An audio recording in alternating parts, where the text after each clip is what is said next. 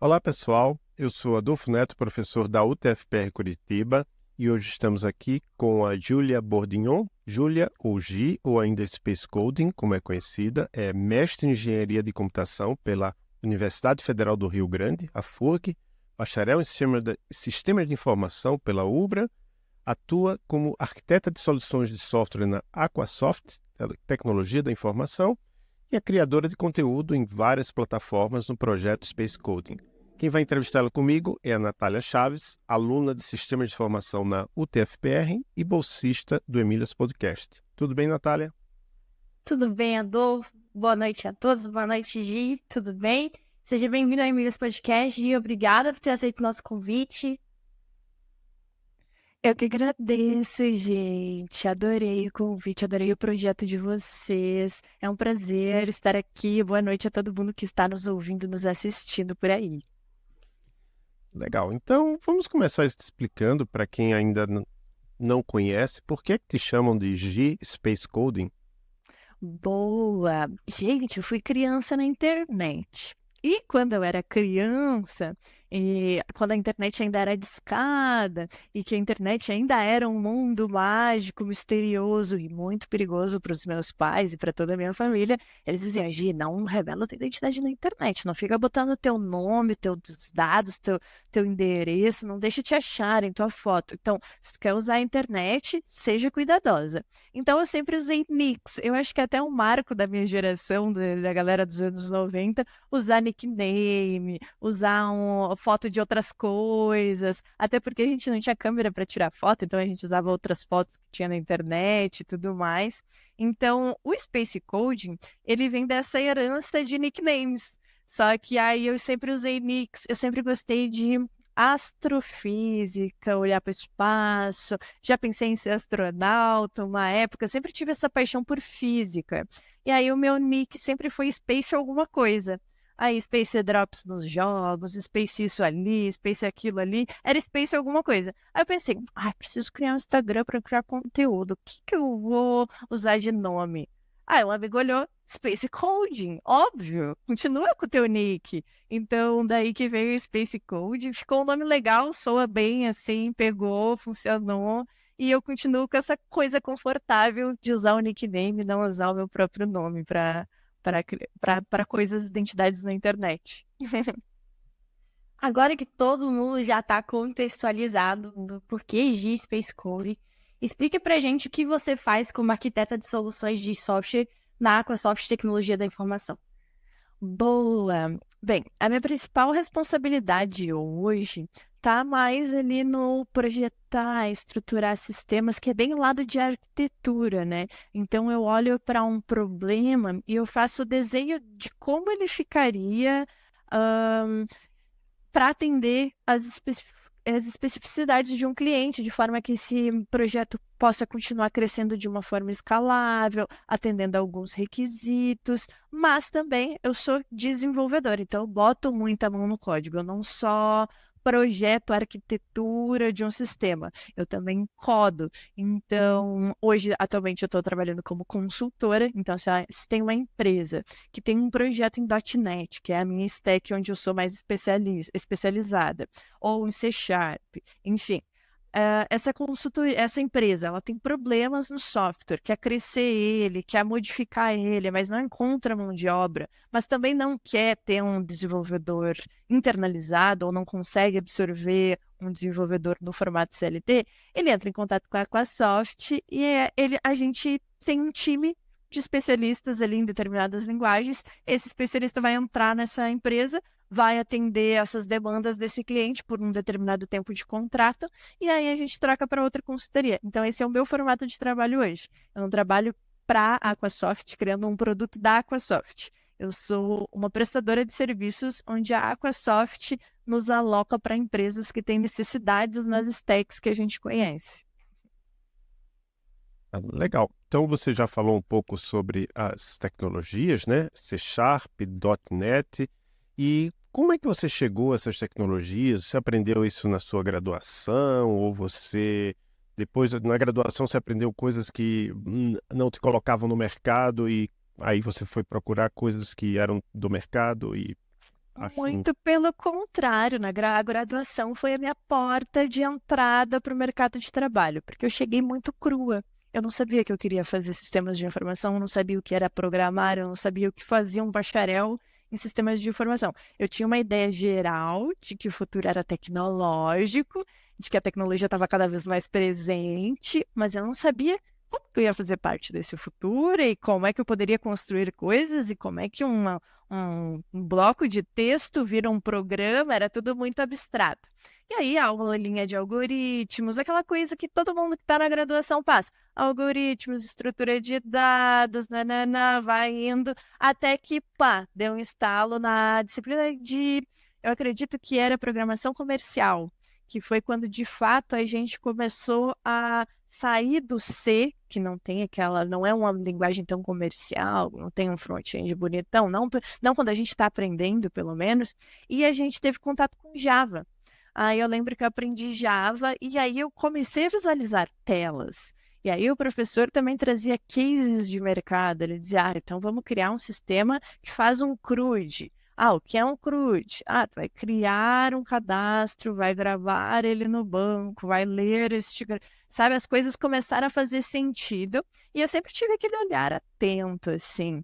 Tá, se eu já sei gravar informações, recuperar, deletar e editar, eu já sou capaz de criar um sistema tipo o do caixa do supermercado que eu trabalho. Porque daí eu olhava para os sistemas assim e eu olhava, isso aqui está gravando no banco de dados. Se ele está buscando o produto para eu fazer o BIP, quer dizer que ele fez um select em algum lugar. As coisas começaram a fazer sentido para mim dentro da graduação.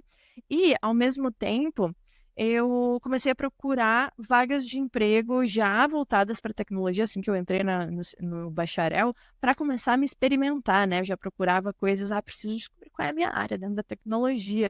E todas essas experiências, junto com a graduação, sempre muito atenta, com olhos atentos para as disciplinas que eu estava tendo na graduação e tentando tornar todo aquele conhecimento teórico, que muitas vezes é bem teórico, né? A gente não tem muito espaço para desenvolver prática dentro da universidade, eu pelo menos não tinha quando eu dava aula também, que eu tinha que revisar os fundamentos.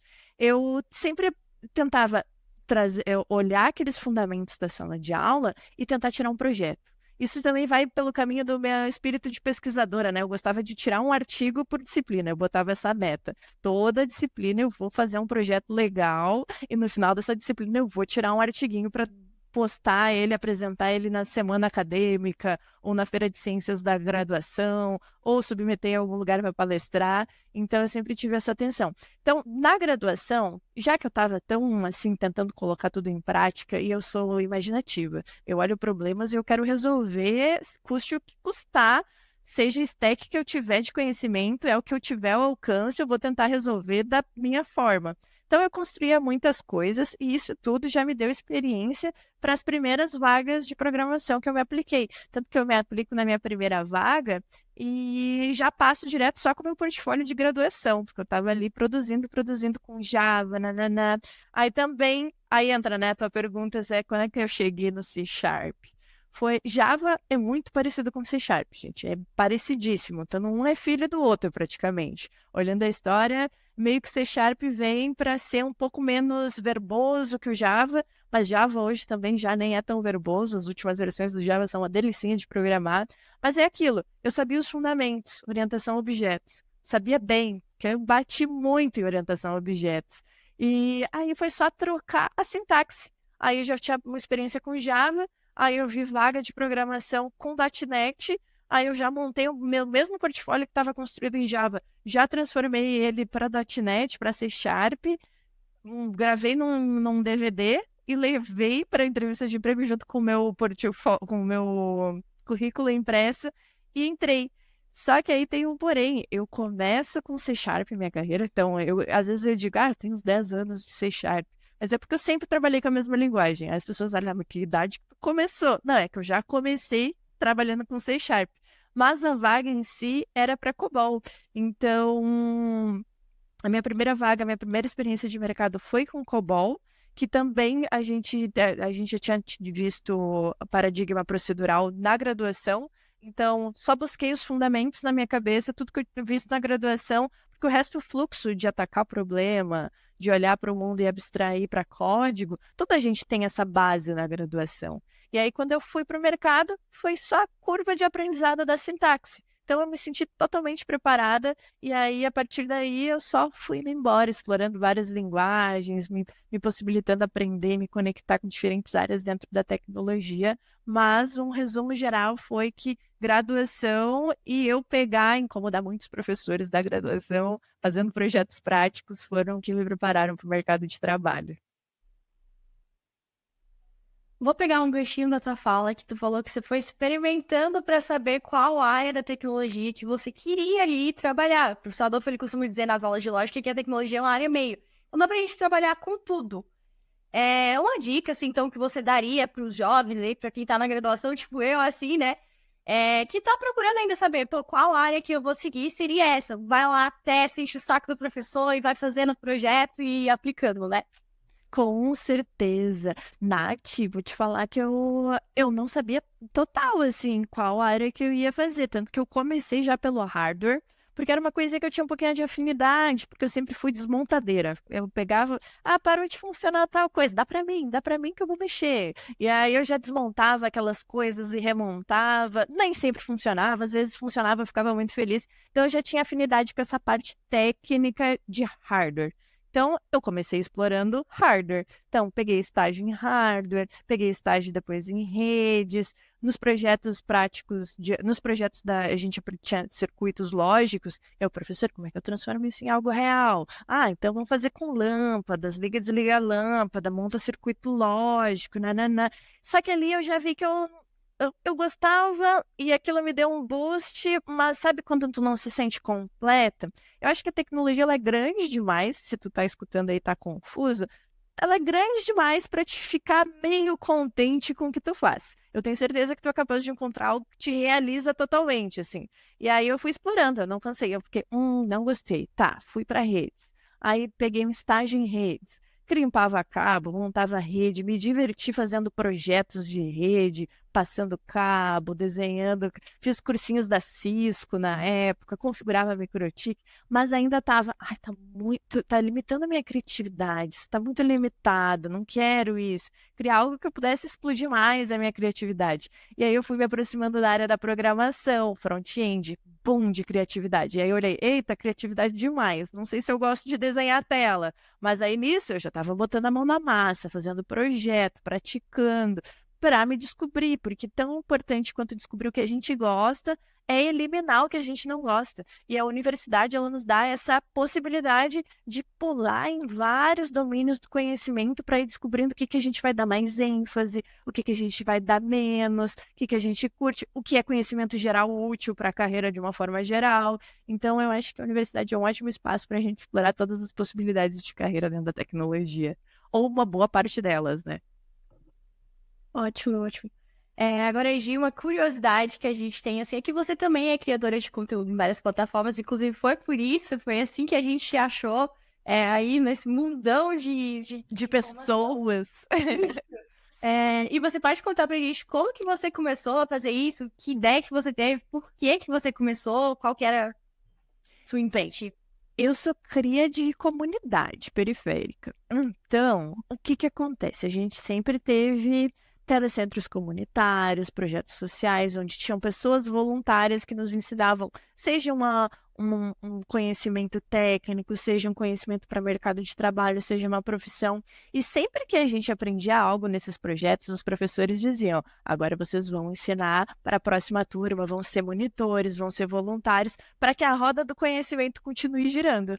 Então, eu sempre tive isso. Eu aprendi a tocar flauta, eu dava monitoria para a turma de flauta menorzinha. Eu aprendi a escrever redação, ajudava na monitoria da turma de redação do projeto social.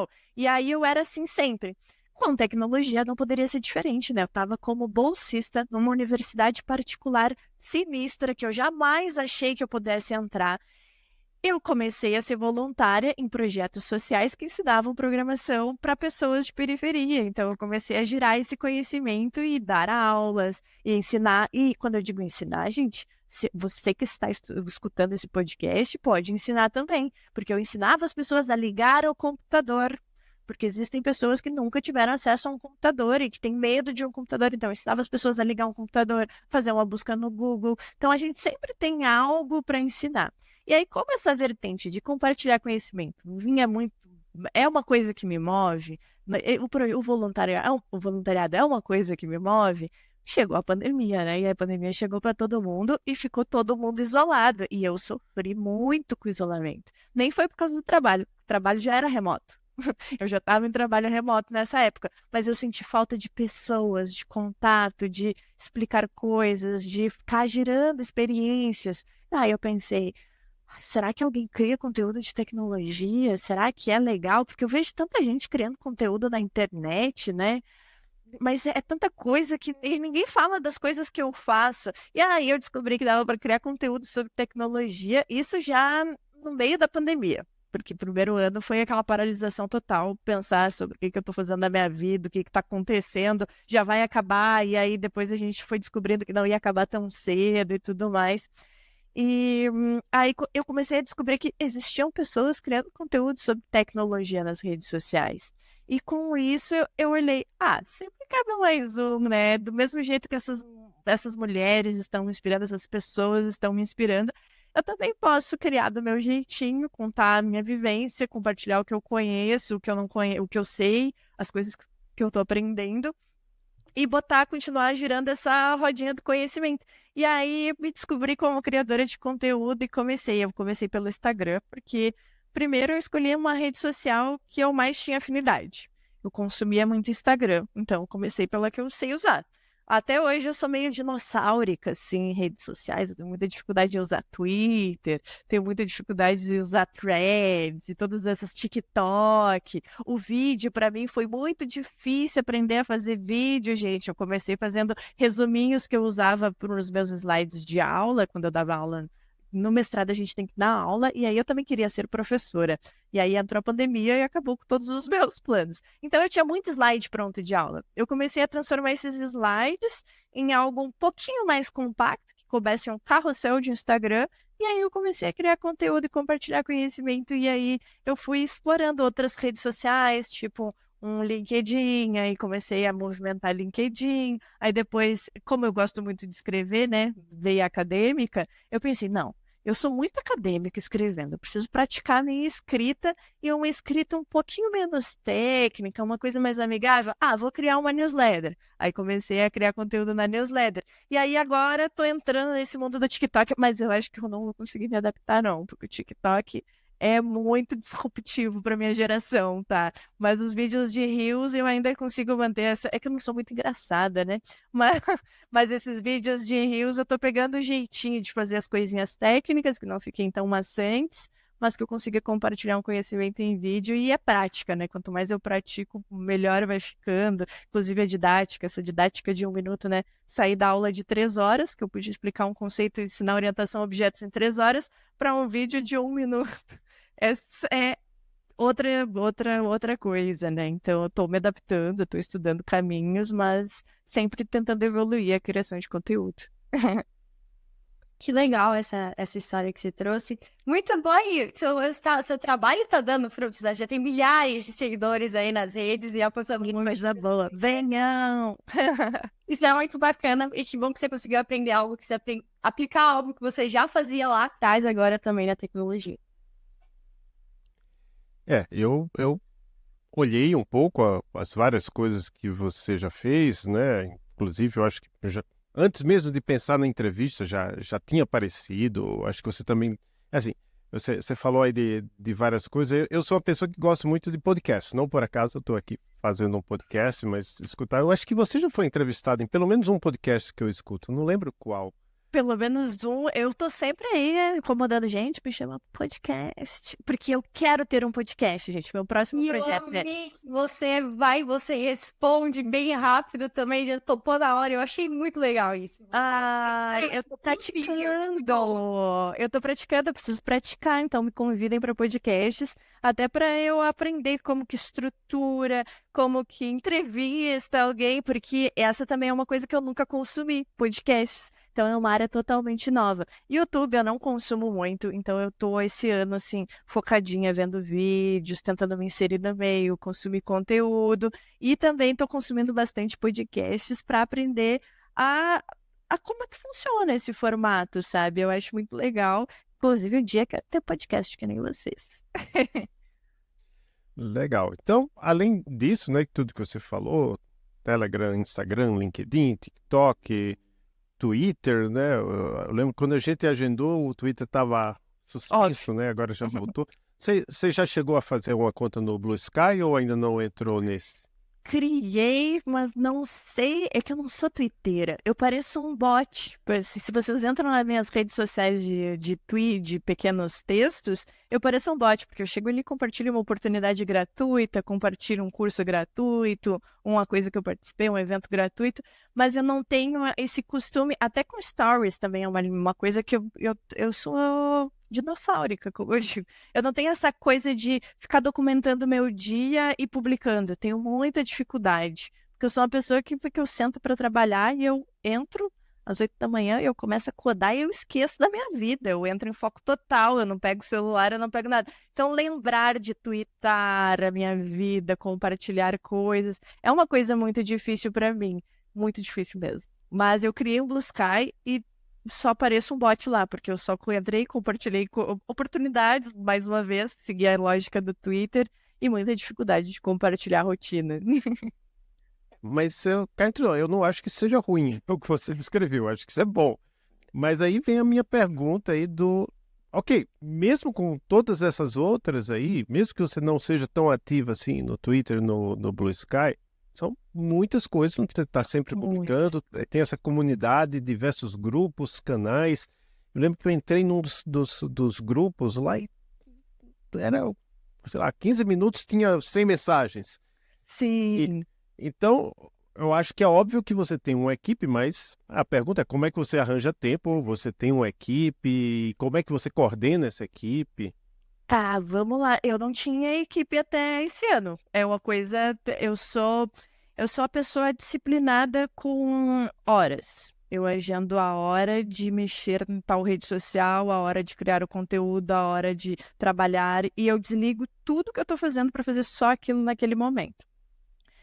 Hoje eu tenho voluntários nas comunidades, porque a moderação estava fora de controle. É muita gente, é humanamente impossível. Nem que eu quisesse, eu teria que fazer uma dedicação exclusiva para gerenciar uma comunidade. Então hoje eu tenho moderadores voluntários. Agora, para a produção de conteúdo no Instagram, gente, faz um mês que eu deleguei a criação de conteúdo para uma pessoa editora de vídeo, porque eu fazia tudo sozinha. Só que eu estava ficando esgotada emocionalmente, porque é muitas horas. Eu tenho muita dificuldade com ferramentas de edição de vídeo. Então, agora eu tenho editor de vídeo. Então, isso já me alivia muito a cabeça para eu focar no que importa, né? Que é a criação de conteúdo. Mas ainda toda a parte de escrever um roteiro, responder as pessoas, definir ali o que eu vou postar no dia, fazer a postagem, ainda tudo sou eu que faço, sentar, gravar, ter o criativo de como é que vai ficar o ângulo das câmeras, ainda sou eu. Para LinkedIn também, eu escrevo tudo que vocês lerem, eu que escrevi. Eu sentei, eu até eu comecei a colocar na newsletter o tempo que eu levo para escrever a newsletter, porque às vezes eu levo 6 horas para escrever a minha única edição, um texto, e às vezes eu levo 2 horas e 40. Parece que eu sento e me inspiro e escrevo.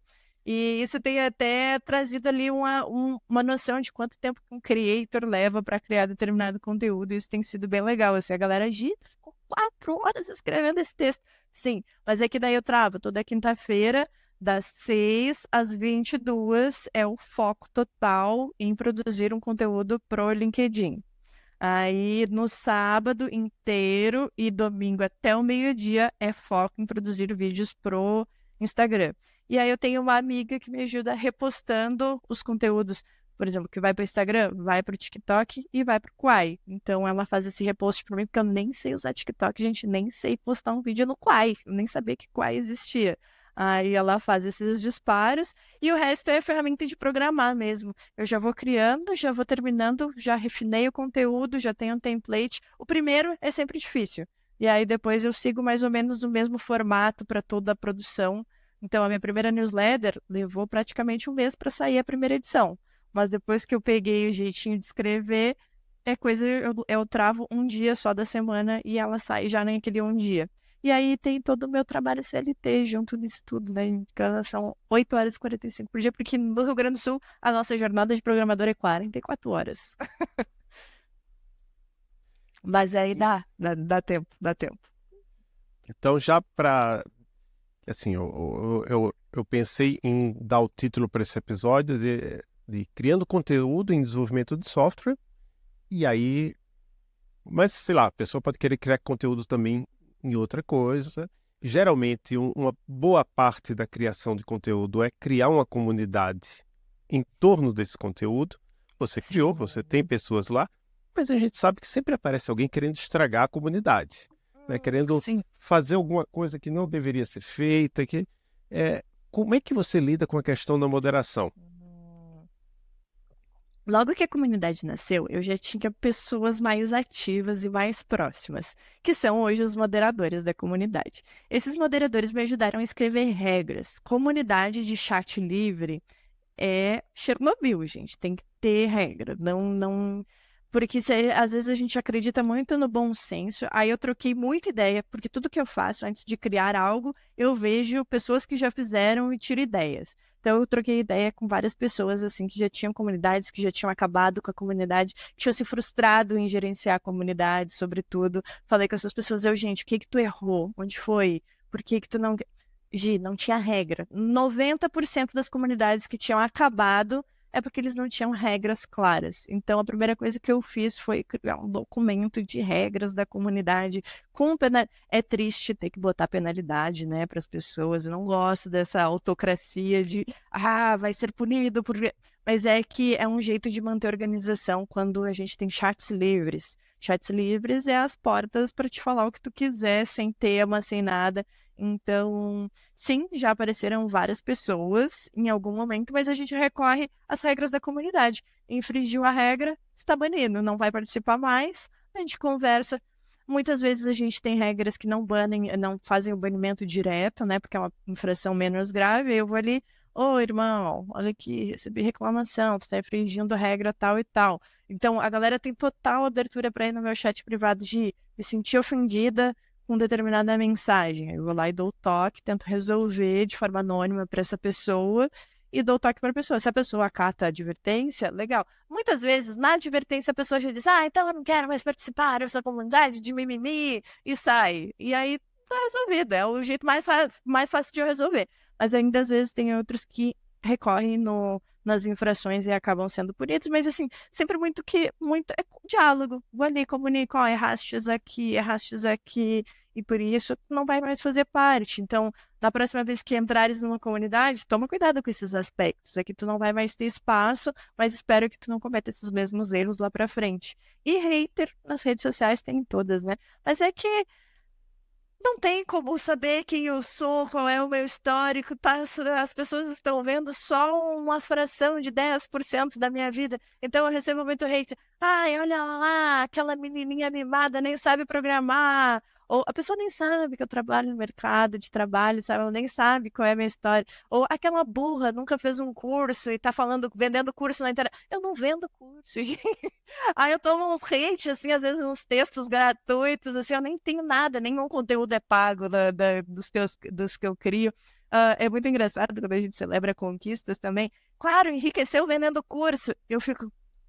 Mas é porque realmente as pessoas não têm como ter acesso à nossa jornada como um todo, elas só têm acesso ali àquela fração que a gente mostra. Então eu sou muito paciente com tudo isso, não levo pro coração e... sim, a gente tem que...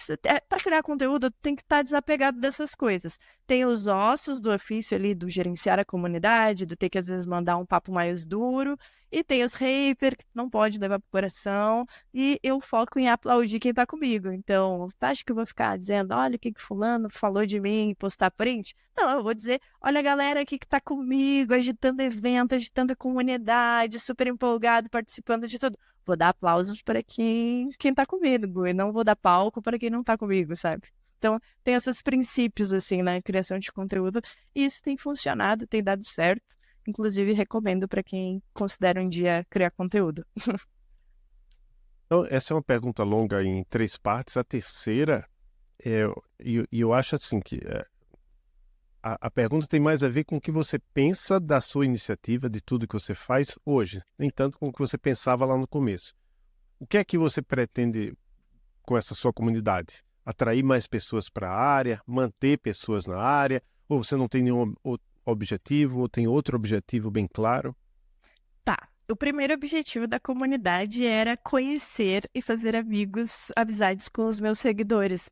Porque na DM do Instagram é conversas individuais. Eu tava sentindo que, poxa, aí eu via que aquela pessoa que estava estudando determinada tecnologia, tirando a dúvida comigo, tinha as mesmas dúvidas que essa outra pessoa, e aí às vezes eu tinha vontade de juntar elas num grupo e responder as duas juntas, e aí eu comecei, ai, já tô fazendo essas amizades de forma individual. Por que a gente não junta todo mundo no mesmo grupão de WhatsApp e depois, com o tempo, vai abrindo tags para cada um compartilhar coisas sobre os assuntos? Então, a ideia da comunidade é conexão. Ela não é nem permanência, nem acesso, nem... É conexão entre pessoas que têm assuntos em comum e desejam se conectar, fazer amigos, ter alguma companhia para ir num evento. Quantas vezes eu cheguei, eu vou ir sozinha naquele evento, tô com vergonha de palestrar porque eu não conheço ninguém. Aí eu mando uma mensagem, gente, tem alguém que quer ir no evento comigo? Aí a gente já monta um bonde, já vai todo mundo pro evento. Então era mais pela conexão. Hoje eu já tento, mas é que realmente aí entra a questão do tempo. Eu gostaria muito de ter mais umas 10 horas no meu dia, no meu dia não fosse só de 24 horas, para que eu pudesse fazer uma mentoria, para que eu conseguisse acompanhar mais de perto a galera, para que eu, de fato, tirasse dúvidas mais pontuais, assim, conseguisse abrir um grupo de C# e ajudar um por um, mas eu não consigo. Aí fica no projeto sonho, e aí a galera meio que automaticamente tem se ajudado. Tem virado um canal onde, tô com problema no código, alguém me ajuda? Eu já tive esse problema, vai lá e responde. Mas eu mesma não consigo hoje fazer isso, gostaria muito. É um objetivo a muito longo prazo, porque com esse ritmo de trabalho que eu tô, assim, é uma coisa que eu acho que dificilmente eu vou conseguir tão cedo, assim, dar um atendimento mais exclusivo. Mas a ideia, também eu tenho a ideia de fazer competições de programação, sei lá, pegar agora que o meu Instagram tá grande, eu consigo, sei lá, prospectar um patrocinador e aí fazer uma competição com prêmios, onde a gente estuda junto, resolve um problema, um hackathon. Tenho ideias para movimentar, assim, a comunidade, mas tudo demanda muito tempo, gente, muito tempo. E eu já tô com o tempo negativo no meu dia. É verdade. Agora vamos voltar assim ao seu passado, né, sobre ensino médio, que você já falou pra gente que você fez sistema de informação na UBRA, né? Ubra. E UBRA, Universidade Luterana Brasileira, ou alguma coisa assim. Isso. Mas a questão, assim, a Natália, que é aluna de sistema de informação aqui na UTFPR, sabe que a gente tem uma turma de 44 por semestre. Quando entram 8 na turma, 8 meninas, mulheres, a gente solta fogos, porque é muito, né? Nossa, muito. 8 de 44 é muito, pra gente, pros nossos padrões. Às vezes tem 4, 5, às vezes acontece de ter 10, muito raro. Mas, enfim, a questão, o que a gente procura saber nesse podcast é descobrir por que você escolheu esse curso. Como é que você se interessou pela área da computação? A minha história é uma história de uma pessoa de humanas que só queria poder explorar a criatividade em alguma área, e a área de exatas estava muito na caixinha, e as áreas de humanas também estavam muito na caixinha. Eu não queria abdicar de estudar biologia, de estudar antropologia, para estudar sociologia. Eu não queria abdicar de estudar sociologia, letras e tudo que me interessa para estudar física. E aí eu fui navegando. Não, gente, não é possível, eu preciso encontrar um. Porque primeiro eu tinha a convicção de que eu ia fazer ensino superior, porque boa parte dos meus amigos já estavam inseridos no mercado de trabalho, fazendo dinheiro já como o gerente ou de supermercado, essas coisas, que uma cidade muito pequena, a gente não tem muitas possibilidades de emprego também. Então, um bom emprego é ser um gerente de um estabelecimento. Mas eu sempre tive na minha cabeça que eu não queria ficar ali. Eu queria viajar o mundo, eu queria sair da minha cidade e conhecer coisas novas. E aí o meu primeiro passo seria através da educação. Eu sempre tive um avô e um professor no ensino médio que dizia: tem muito potencial e a educação vai te levar longe. Aí eu ficava com aquilo, a educação é transformadora na vida de quem é pobre.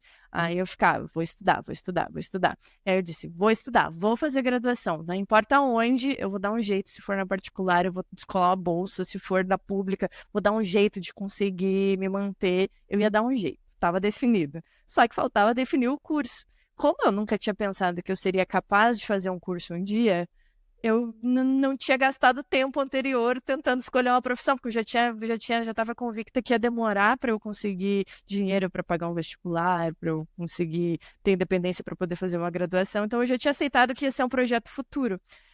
Só que aí eu descobri para a Uni, fui descobrindo iniciativas para bolsistas e tudo mais, e aí eu acho que eu já consigo entrar logo, vou aproveitar essa onda, vou fazer Enem, vou fazer tudo que precisa ser feito e vou entrar. E aí agora eu preciso escolher um curso. Fiz o Enem, e até o Enem eu não sabia que curso que eu ia fazer, gente. Fiz o Enem, dando tudo de mim e lendo muito. Aí tem a história da Feira das Profissões, que eu sempre conto, a importância da Feira de Profissões. Pegaram um ônibus, eu não sei se foi prefeitura, se foi a própria universidade privada que pagou, e foram na escola pública, botaram a gente, vamos para a Feira de Profissões da Universidade X. Fomos para a Feira de Profissões da Ali, eu fiz a festa, eu descobri 1 milhão de cursos que eu não sabia que existia, gente. Eu era muito leiga. Eu achava que era contabilidade, advogado, medicina e professor. E aí ser professor, baixar a licenciatura para as disciplinas que tinha na escola. Eu achava que eram essas possibilidades de carreira. E aí, quando eu olhei aquele universo de profissões, engenharias, eu fiquei, nossa, o que está acontecendo? Quanta informação! E ainda assim, eu analisava os cursos, eles tinham uma pegada caixinha. Até que eu cheguei no curso de sistemas de informação. Aí, na banquinha de sistemas de informação, tinha desenvolvedor, tinha gente pesquisando inteligência artificial, tinha gente do design fazendo front-end. Tava cada um contando sua perspectiva sobre a área e aquilo eu, bum. E eu quer saber, eu lembro que eu sentei para ver, tu tá pesquisando genética com algoritmos? E eu, biologia mesmo, biologia genética. E o cara disse, sim, começou a me explicar como é que ele usava os dados de DNA para fazer a pesquisa dele, que ele estava tocando, que era uma linha de pesquisa da graduação, projeto de bolsa e nananá. E eu, tu ganha uma bolsa para estudar? E eu fiquei, não é possível. Aí eu dou uma voltinha, troco uma ideia com outro. Eu tô pesquisando inteligência artificial, e aí a gente tá construindo tal e tal. Inteligência artificial. E aí eu fui para outro. Não, eu já trabalho no mercado, eu sou só desenvolvedor web, vim contar o que eu... E aí todo mundo, numa coisa totalmente diferente. Aí eu troquei ideia com o coordenador do curso e ele disse, não, tu pode dar ênfase no que tu quiser, o curso ele é livre assim, simples assim, tecnologia, tu pode resolver problemas do teu dia usando tecnologia, qualquer problema. E aí, ali ele me ganhou. Ele disse, tecnologia tu personaliza. Se tu gosta de biologia, tu pode trazer biologia para dentro da tecnologia ou vice-versa. Se tu gosta de animais, que eu lembro que eu estava muito fissurada em biologia e queria ser bióloga mesmo. Gostava muito de natureza e gostava muito de genética, por isso que isso me marcou tanto. Então, todas essas coisas chamaram muita atenção. E aí eu lembro que eu ainda falei, e coisa de espaço tem, porque eu também estava com peso na física. Dá para pesquisar coisas no espaço com programação? Aí o professor deu muita risada. Ele falou, tá, e tu acha que os sistemas que a NASA usa são feitos com o quê? E eu, me ganhou. Aí eu disse, sistemas de informação, é isso que eu vou fazer. E assim eu fui, entrei nos sistemas de informação. Porque tecnologia é isso, ela te permite explorar. Eu acho que tecnologia ela não é só exata, não é só humana, ela é uma mistura dos dois mundos, assim. Tu pode trazer o teu lado humano, criativo, para criar e construir coisas usando a lógica. Então foi isso que me ganhou muito na tecnologia. Nessa feira de profissões, então, você descobriu o que o professor falou pra gente na aula, né? Que a computação é uma área meio. Mas então, depois de se graduar, você decidiu fazer mestrado em engenharia da computação. E qual que foi sua motivação para poder fazer mestrado? Ai, foi essa história de ficar dando aula e compartilhando conhecimento. E aí, como tinha essas coisinhas de bolsas de estudos, eu já sempre estava atenta nas linhas de pesquisa. E já estava atenta porque a professora dizia, vai chegar um momento que vai precisar escrever um TCC. E ela disse, é bom tu já ir se preparando para não apanhar quando chegar a hora do TCC. E eu disse, tá, e como é que eu me preparo? E ela, por exemplo, essa ideia que tu teve de aplicativo aqui que resolve esse problema, tu pode transformar isso em um artigo. Nossa, os meus primeiros artigos, gente, horror, horror. Mas toda primeira coisa que a gente faz é um horror. Então eu vim sempre nesse viés pesquisadora, publicando nas feirinhas de ciências da universidade, nas mostras científicas. E aí, o primeiro artigo que eu publico, eu recebo um dinheirinho da universidade para viajar. Gente, melhor cenário possível. Minha primeira viagem, primeira vez que eu saio da minha cidade, foi para apresentar um artigo em outra cidade. Eu fiquei assim, como assim? Conhecimento tá me fazendo viajar e de graça. Então, para mim, era muito incrível. E aí, tudo isso, de certa forma, estava me direcionando para o caminho da pesquisa. Então, eu estava já apaixonada pela pesquisa e parar de estudar, depois de tantos benefícios que eu colhi durante a graduação, um emprego já inicial, depois quando eu conquisto meu emprego, é um emprego inicial que já ganhava mais do que os meus amigos que tinham abandonado os estudos para seguir, né? Sabe, aquilo que eu estava meio arrependida de não tô ganhando dinheiro, só esse salário de estágio, de bolsa. Aí, quando um pouquinho antes de me formar, já consigo um emprego de Dev Júnior, que é totalmente fora da média salarial, totalmente acima. Eu já vi ali, pô, o resultado do meu esforço. Por que não seguir no mestrado? E aí, o mestrado foi incrível, né, gente? Eu descobri didática, descobri o que é dar aula, descobri um monte de coisa, continuei pesquisando, escrevendo artigo pra caramba. O que era doloroso para os meus colegas, que era escrever as pesquisas, eu disse, toca a pesquisa aí que eu escrevo, coda aí que eu escrevo, que eu vou organizando, vou compilando. Adoro fazer leitura de artigo, resumo, estado da arte das coisas. Então, é uma coisa que é muito meu hobby. Então, o mestrado eu fiz por hobby, porque daí já não tinha tanta aplicabilidade técnica no mercado de trabalho. Mas ainda assim, ganhei muitas habilidades de programadora no mestrado. Porque é no mestrado que eu me descubro back-end, também é uma virada de chave legal. No mestrado eu passo a dar aula de programação e, de fato, eu tenho que me aprofundar em complexidade algorítmica e saber explicar, não só saber responder para uma prova objetiva.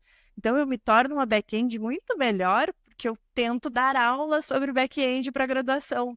Então, tudo isso, às vezes a gente olha, ai, mas a graduação é tão distante do mercado.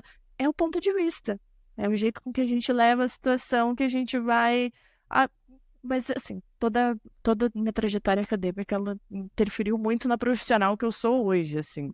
Eu posso dizer, se você aí que está ouvindo está em dúvida, se continua na graduação, termina, já começou, vai até o fim. Se não começou, conhecimento nunca é demais. Tenta fazer, é uma ótima oportunidade. Legal. Agora a pergunta é sobre dificuldades. A gente sempre tem perguntado aqui para as nossas entrevistadas que vêm contar suas histórias aqui, se você enfrentou, mas a pergunta é assim, você enfrentou dificuldades na escola ou no trabalho que você tenha percebido ou achado que se devesse ao fato de você ser mulher? Eu não acho não, tenho certeza, mas é que eu sempre fui faca na bota, né, gente? Eu sou do interior, mas eu sempre fui ligadinha no...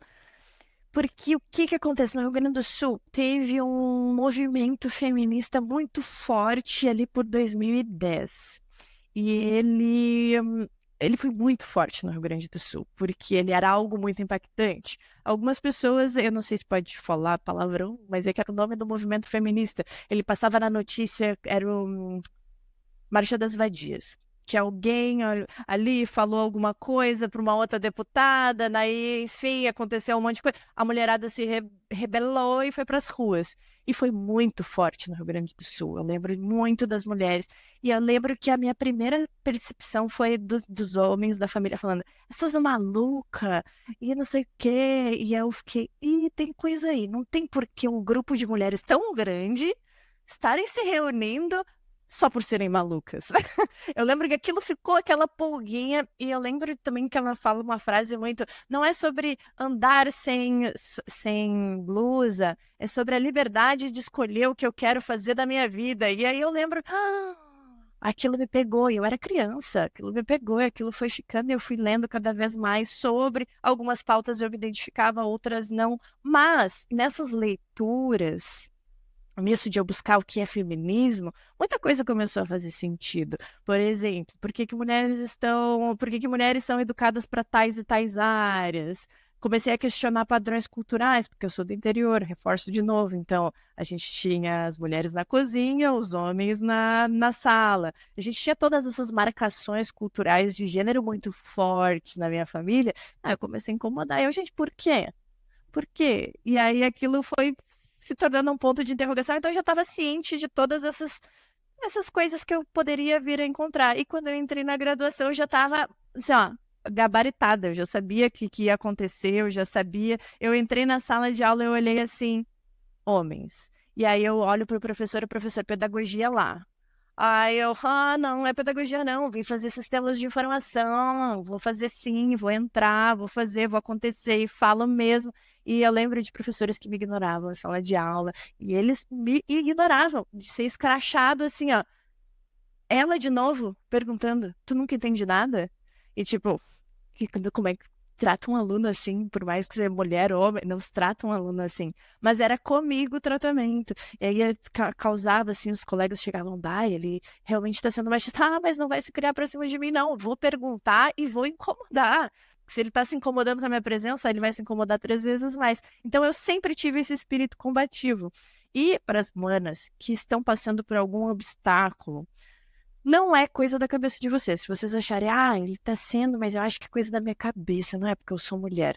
Dá uma lida nos materiais que existem aí.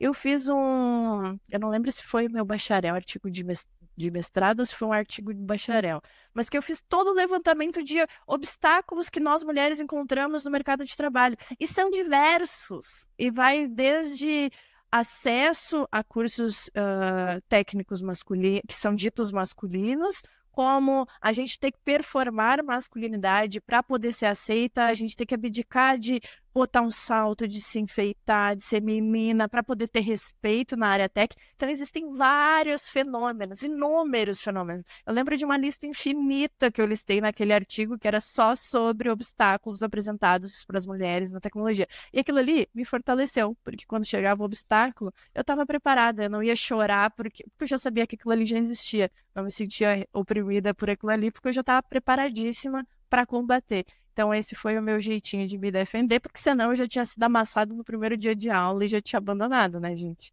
Mas aí eu sempre fui, assim, combativa e deu tudo certo. Há alguns momentos, ser combativa não era a melhor estratégia. Com a maturidade vem esse discernimento de quando comprar uma briga, mas foi essencial para eu não desistir, assim. Passei muitas situações por ser mulher em tech. E você participou ou participa, né, de algum grupo de apoio para mulheres na computação, na tecnologia? Sim, na verdade eu participo de 1 milhão de comunidades. Eu tô um pouquinho em cada uma, assim. É porque onde eu vou, eu passo muito por... Eu adoro evento de comunidades de mulheres. Então eu faço muito contato, acabo entrando no grupo. A gente tem um próprio grupo dentro dos Space Coders, que é um grupo bloqueado que a gente só adiciona meninas, pra gente compartilhar nossas vivências. E aí vai desde besteirinhas até uma mana que sofreu alguma coisa e a gente vai lá defender ela, apoiar, se fortalecer, compartilhar comigo também. Eu fiz isso, eu fiz aquilo. E então a gente tem esses grupos de comunidade. Aí eu sou voluntária em alguns projetos que eu não tenho a lista de nomes aqui, mas tem o último que eu fiz atividades foi um que era...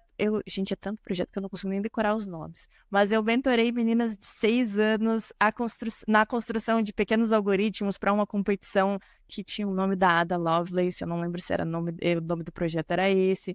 Mas e vai desde os 6 aninhos de idade, era a coisa mais fofinha, as menininhas pensando tecnologia inspiradora, até coisas com com pessoas 40 a mais, com um tipo de inserção de mulheres na inclusão digital. Já fui aqui num telecentro que dá aula de como fazer pesquisas no Google de forma assertiva. E aí eu pego coisas do mundo das mulheres mesmo, assim, tipo, como fazer uma receita. Vamos pesquisar uma receita, amigas? Vamos abrir, isso é um navegador, isso é internet, que tu pode baixar coisas. Então, eu vou onde tem mulheres, tecnologia, promover inserção, inclusão, tá eu me enfiando no projeto, pelo menos para dar uma contribuição de centavos, assim. Mas estou sempre enfiada em alguma coisa. E alguma mulher te inspirou em sua carreira? Eu acho que todas as mulheres independentes que passaram pela minha carreira, seja as minhas professoras de escola, minhas professoras de graduação, as mulheres que me atenderam, seja as médicas, todas elas eu lembro que quando eu era criança eu olhava assim, nossa, que mulher incrível! E eu vendo aquelas mulheres sendo técnicas, eu lembro muito de uma médica, uma vez que eu tinha uma tosse que não passava. E ela chegou assim, ela muito técnica, ela já botou os equipamentos e eu, quero ser médica.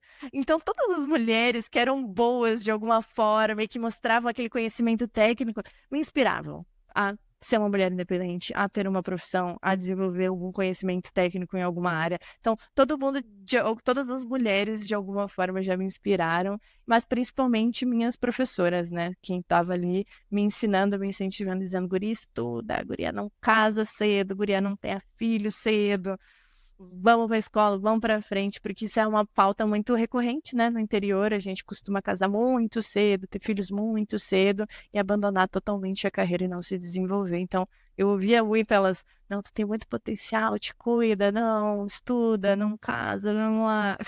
Não que seja uma escolha ruim, mas me mostrar essa possibilidade de caminho além do que era me ofertado, né? Foi fundamental para mim. Então, mulheres, se vocês querem casar e ter filhos cedo, tenham. Se vocês querem estudar, estudem. Então, tem que ser uma opção. Não existe caminho errado. O que é errado é não ter a opção. É estar obrigada a fazer uma escolha que tu não quer para tua vida. E o que você diria para mulheres, meninas que estejam pensando em entrar na área da computação, assim, que conselho que você daria para elas? E o meu conselho é que a gente precisa construir tecnologia para nós mesmas, né? A gente olha aí aplicativos, coisas. A gente não tem aplicativos para os nossos problemas básicos. Pô, eu vou trazer um exemplo super, super prático. Eu não tinha um aplicativo para controlar o meu ciclo menstrual. E ele era super mal feito, porque ele foi construído por homens. Então, esse é só um exemplo de como o impacto da presença feminina tem dentro de construção de novas ideias. Isso foi um exemplo super prático, mas o que eu quero dizer é, a nossa visão de mulher, a nossa existência, nossas experiências, elas também podem ser traduzidas em aplicações. E mais do que isso, elas são desejadas pelas empresas. As empresas precisam da nossa visão de mundo para construir inovação, para construir aplicações que são mais acolhedoras, mais diversas. A inovação surge da diversidade. Então, existe muito espaço na tecnologia para pessoas diversas trazerem suas visões diversas de mundo. A gente não consegue pensar numa necessidade, atender essa necessidade, se a gente não vive aquela experiência no dia a dia. Então, eu trouxe esse exemplo de aplicativo, mas a gente vai aplicar isso para aplicações de banco, por exemplo. Poxa, como pensar uma solução para uma pessoa que tem baixa visão, sendo que eu e Júlia enxergo perfeitamente, não tem nenhum problema e uso fontes super pequenas. Eu preciso de uma pessoa diversa no meu time para trazer quais são as necessidades dela. Então, mulheres também, a gente tem uma perspectiva de vida única e não podemos ficar só no campo usuárias de tecnologia, a gente tem que também construir tecnologia. E o mercado precisa da nossa visão de mundo inovadora. Então, mais do que nunca, o mercado está com portas abertas, mais do que nunca. Fala-se sobre diversidade, sobre inclusão de mulheres na tecnologia. E esses obstáculos todos que eu citei, eu espero que eles tenham ficado lá na minha geração. Eu espero que nessa nova geração tenham bem menos coisas. Eu sou muito otimista, porque cada vez mais a gente fala de aceitar diversidade e equidade de gênero. Então, está sendo inadmissível. Está inadmissível obstáculos à participação das mulheres. A gente tem que aniquilar eles para que, então, a próxima geração não encontre mais nenhum. Eu estou otimista que as coisas estão reduzindo e que a equidade de gênero dentro de tech vem cada vez mais forte. Venham, mulheres. Joia, eu diria que venham e, assim, aqui na UTFPR, né, a gente tem vestibular cada semestre, tem Enem também, né, que você pode fazer pelo SISU. Não tem só aqui na UTFPR Curitiba, tem vários campos, Campo Mourão, Cornélio Procópio, vários. Conheço o Campo Mourão, é maravilhoso. Eu estive agora recentemente em Maringá, mas não fui para Campo Mourão, porque é 1 hora e pouquinho, e eu estava lá mais em Maringá. É bem longinho. Mas a gente tem uma egressa lá de Campo Mourão, que hoje ela é professora na Holanda. Você vê como Incrível. ela terminou a graduação, acho que ela nem fez mestrado, ela fez doutorado direto, e aí ela foi fazer pós-doc na Holanda, e aí conseguiu um emprego de Incrível. professora. Inclusive, a gente já entrevistou ela aqui, a Mairielle Wessel. Ah, maravilhosa. Inclusive, lá nesse polo de Campos Mourão, eu fui para um evento de mulheres em tech organizado pelas meninas. Então lá tá bem movimentada a comunidade de mulheres em tech, ó, gurias. A gente entrevistou também uma professora que era de Campo Mourão, Ana Paula Chaves, e que tocava uma vertente do Emílias em Campo Mourão. Mas aí o legal. que aconteceu foi que ela e o marido dela foram ser professores na universidade nos Estados Unidos. E, na verdade, eu acho que... na verdade, assim, eu acho que ela deixou de tocar porque ela foi fazer doutorado nos Estados Unidos. Aí depois ela voltou, aí depois ela foi de novo para os Estados Unidos. Mas aí agora a gente tem novamente Uma galera lá tocando. como é que eu diria? É um Emílias, só que lá em Campo Mourão. O Emílias Bites de representatividade. Legal. Inclusive tem o seu perfil lá no Instagram, diferente do nosso, mas eu acho que até a gente deveria divulgar mais o que eles fazem, porque uma das coisas muito interessantes que eles fazem lá, elas, é que hoje em dia é um professor que toca. Na verdade, começou com a professora Alane, que era professora lá, agora é professora aqui em Curitiba. É assim, eles fazem perfil de mulheres, só que por escrito. E é publicado na revista SBC Horizontes. A gente falou isso na nossa entrevista mais recente com Mirella Moro. Que legal. É isso. E se não tiver onde você está se aplicando, puxe uma organização de mulheres, porque com certeza vai te fortalecer na trajetória e vai fortalecer outras meninas a continuarem. Uma das fontes de muitos materiais que eu consumi, e eu acho que outras pessoas que escutam, participam do podcast, consumiram ao longo dos anos que esse podcast está ativo, já está no seu... Na verdade, a gente completou 5 anos, então a gente está no 6º ano. E essa pergunta sobre indicações. Existe algum livro, filme, série, podcast, quadrinho, qualquer coisa, da área ou não da área, que você queira indicar para nossas e nossos ouvintes? Tá, eu gosto muito de sci-fi, uma coisa meio ciência, meio viagem, meio disruptivo. Eu vou indicar um desenho. Eu sou muito fã do Midnight Gospel. O personagem central é um apresentador de podcast. Ele me inspira muito. E o nome do podcast é Spacecast. Então eu fiquei super, Spacecast. Só que qual é que é a noia? Ele vai visitando, ele tem um simulador de universo, onde ele pode escolher os universos que ele quer ir, planeta Terra, futuro, universos mágicos. E aí ele escolhe e ele vai visitando esses mundos malucos, assim, e vai explorando durante o podcast, porque ele desce nesse planeta, aí ele escolhe uma skin, fica essa coisa meio games, e ele escolhe uma pessoa aleatória desse planeta para entrevistar. E aí ele vai explorando questões existenciais sobre a vida, sobre a morte, sobre o universo, sobre o ser, estar. Então ele vai visitando várias questões super legais, enquanto ele vai explorando esse mundo totalmente aleatório. Então são 2 narrativas, uma ele explorando o mundo aleatório, entrevistando uma pessoa aleatória, falando sobre questões existenciais, assim.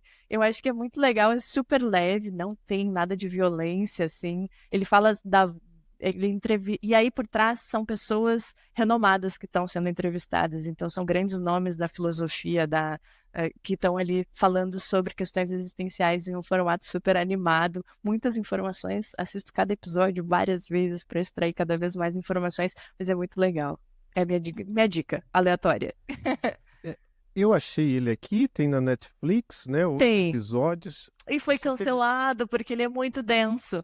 Mas é maravilhoso, eu espero todos os anos que saia mais um episódio. Tá, o autor, eu acho, falou que estava pensando em tocar ele de forma independente, porque ele é flopado, ele não estourou na Netflix, então não saiu mais temporadas. Mas assistam e me contem o que vocês acham. Pra mim, ele é maravilhoso. Legal. É que você falando me lembrou de uma outra série, que essa não. Essa aí pra mim é o contrário. Eu acho que ela já durou mais do que deveria, porque eu Ah, assisti duas temporadas, eu não assisti a terceira, nem tô muito com vontade de nem assistir com a quarta. vontade. Mas porque assim, eu não tenho tempo, mas a curiosidade é que também é sobre um podcast, sobre pessoas que fazem um podcast. Se chama Only Murders in the Building. São três Opa, pessoas. anotando aqui. São duas pessoas, dois homens idosos e uma jovem que moram no mesmo edifício, aí começam a acontecer assassinatos nesse edifício e eles resolvem fazer um podcast de true crime sobre o... Tempo real dos homicídios. Que E aí, loucura. a brincadeira do Only Murders in the Building, que quer dizer somente assassinatos no prédio, é porque justamente os dois principais, assim, digamos assim, são idosos, né? Então eles não podem ir muito longe, então eles só podem Ah, interessante. É o contrário do seu, né? O outro tá no É, espaço, esse não, tá só naquele prédio ali. Mas como eu não assisti a temporada 2 e 3, eu não sei se. Ou é 3 e meia 4, eu não sei. recomendação, é uma recomendação. Não Não, tenho eu certeza recomendo, se vai bom. Tu recomenda fortemente. eu recomendo fortemente a temporada 1 e o 2. Não posso falar sobre a 3 e 4. Né? Só isso. Perfeito. Eu recomendo fortemente todos os episódios ali, mas principalmente o sobre a morte, eu acho que ele é o meu favorito, assim, porque eu tinha perdido uma pessoa próxima e ele me ajudou muito a entender essa questão de lidar com essa. Porque daí é uma morte super desenhadinha, assim, contando piada. E aí ela fala sobre o que é viver. É muito interessante. Agora eu vou fazer uma pergunta que é mais assim, a gente já falou sobre as várias coisas que você faz, né? Você falou sobre seu perfil no Instagram, mas se você for indicar para a pessoa um lugar para a pessoa ir para saber e a partir daí encontrar tudo que você faz, é o Instagram Instagram. ou tem algum site? Isso, no meu Instagram tem um link da bio que vai ter um mapa de todos os canais que eu crio conteúdo. Então, Instagram é Space Code. E se botar Space Code na internet, eu acho que já cai um monte porque eu uso o mesmo nick em todos os lugares. Já cai no GitHub, no LinkedIn. No LinkedIn eu uso Space Code. Então, vai cair. Space Code em todas as redes sociais. Em breve, canal no YouTube. Legal. Bom, então nós chegamos ao fim desse episódio. Eu quero te agradecer, Gi, por aceitar o nosso convite. Muito obrigada. Foi um prazer te receber aqui. E eu queria saber se você tem um agradecimento também para deixar para alguém, se você quer agradecer. Com certeza. Muito obrigada pelo espaço, gente. Muito obrigada a todos os ouvintes do Emília. É um prazer incrível de estar aqui, assim. Foi muito legal o nosso papo, muito leve. Meu Deus, já passou 1 hora de bate-papo e eu nem senti. Vocês são incríveis. Esse projeto é muito maravilhoso. Espero que esteja impactando muitas meninas e incentivando elas a continuarem. Muito obrigada mais uma vez. Obrigada a você por Coração. aceitar o nosso convite. Obrigado, Gi. Obrigado, Natália. Obrigado a todos e a todas que nos escutaram até agora. E até o próximo episódio do Emílias Podcast Mulheres na Computação. Tchau, tchau. Tchau.